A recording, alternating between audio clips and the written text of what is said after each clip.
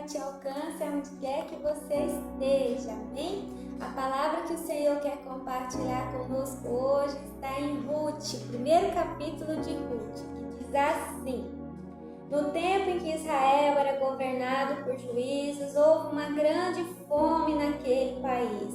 Por isso, um homem de Belém, cidade da região de Judá, foi com sua mulher e seus 2 filhos morar por algum tempo num país chamado Moabe. O nome desse homem era Elimeleque e o da sua mulher Noemi.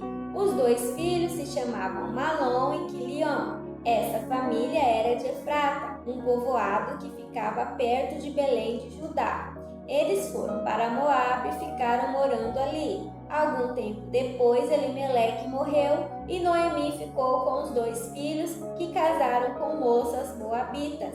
O nome de uma delas era Orfa e o da outra Ruth. Quando já fazia quase 10 anos que estavam morando ali, Malom e Quilion também morreram e Noemi ficou só, sem os filhos e sem o marido. Um dia Noemi soube que o Senhor tinha ajudado o povo, dando-lhe boas colheitas.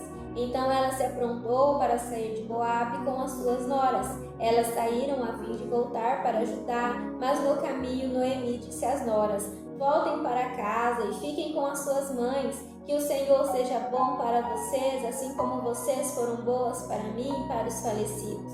O Senhor permita que vocês casem de novo e cada uma tenha o seu lar. Então Noemi se despediu das suas noras com um beijo, porém elas começaram a chorar alto e disseram: Não, nós não voltaremos, nós iremos com a senhora e ficaremos com seu povo. Mas Noemi respondeu: Voltem, minhas filhas, porque querem ir comigo. Vocês acham que eu ainda poderei ter filhos para casarem com vocês?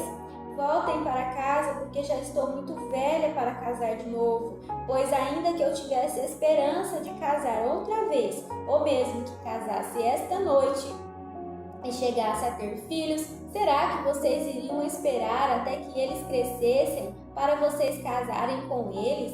É claro que não, minhas filhas. O Senhor está contra mim e isso me deixa muito triste, pois vocês também estão sofrendo. Aí elas começaram a chorar alto outra vez. Então Orfa se despediu da sua sogra com um beijo e voltou para o seu povo. Mas Ruth ficou. Veja, disse Noemi, a sua cunhada voltou para o seu povo e para seus deuses.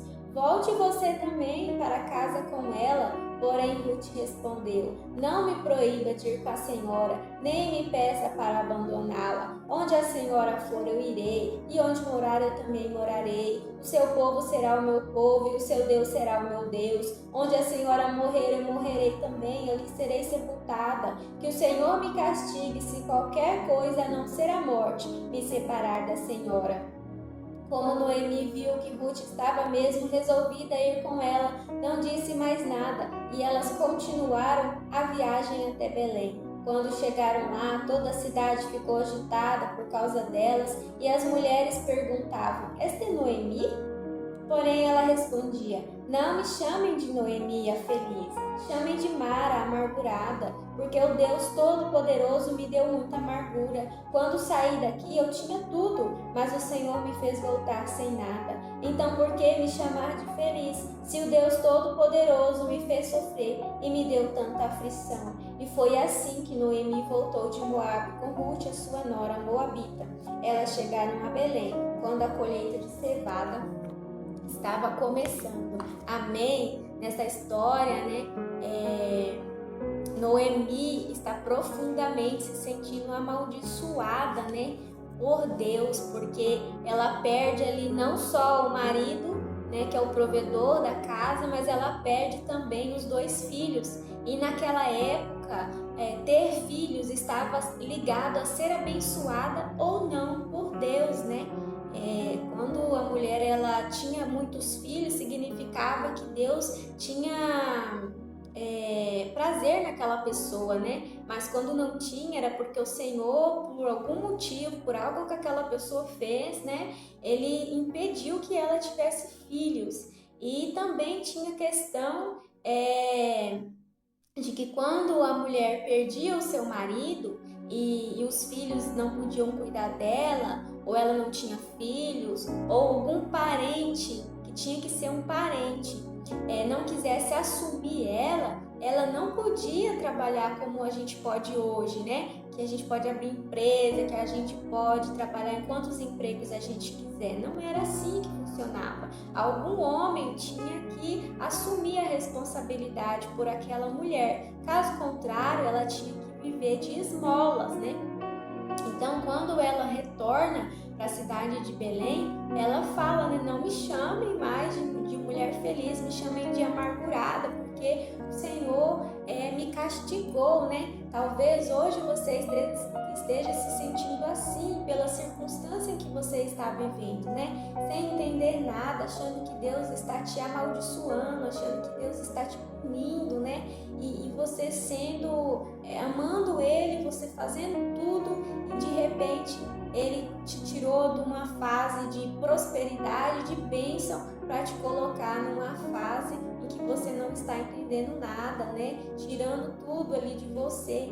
E você se pergunta muitas vezes, Senhor, por que o Senhor está fazendo isso comigo? Por que o Senhor não me ama? Mas hoje o Senhor vem te dizer que é muito pelo contrário, né? Deus é um Deus de mistérios, porque quando Ele traz Noemi e Ruth para Belém, Ele coloca Boaz, né, o parente, faz Noemi lembrar que ela tem um parente que pode cuidar dela, e esse parente era Boaz. Deus dá graça diante de Ruth para Boaz, né, faz com que Boaz veja Ruth, e eles se casam, Boaz e Ruth se casam, tem um filho, né, para continuar ali a descendência para Noemi, porque quando perdia um filho assim, a nora casava, né, e o próximo filho que ela tivesse era como se fosse o filho do falecido. Então ela é agraciada ali com neto, né, com um novo filho, e dessa descendência de Ruth com Boaz vem o rei Davi. E do rei Davi, Deus traz até nós Jesus. Jesus, né, humano, vem da descendência do rei Davi. Então olha como ela foi abençoada, né? Deus transformou ali o que aparentemente era uma maldição em bênção, né? Porque ela confiou ali, não abandonou Deus, apesar de não entender nada, né? Não abandonou, permaneceu, né?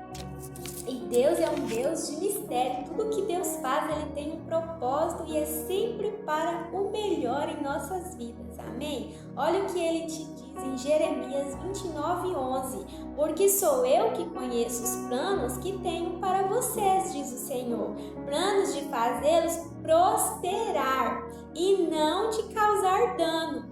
Planos de dar a vocês esperança e um futuro. Amém? Confie no Senhor. Ele tem um propósito para tudo isso que você está vivendo. Você não precisa estar enxergando, porque a fé, ela é isso. Ela é o firme fundamento das coisas, né? A gente espera, mas assim, a gente não tá vendo. A gente não vê, mas a gente acredita que aquilo vai acontecer.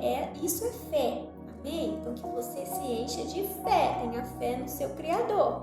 Em Isaías 69 diz assim: não causarei dor, sem permitir que nasça algo novo, diz o Senhor. Amém?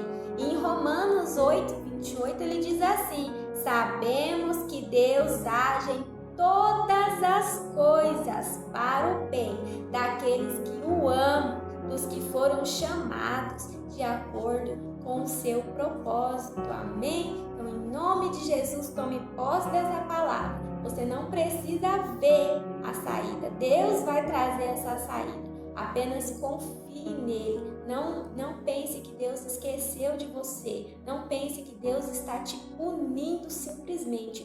Tudo o que Ele faz é para o nosso bem. Amém? E ainda que seja uma punição temporária, né? Porque a gente não permanece para sempre na provação, né? Mas Ele prova o filho a quem Ele ama. Ele corrige o filho a quem Ele ama. Ele fala que aquele que não é corrigido não é filho dele. Amém? O Eterno te ama. Deus te abençoe.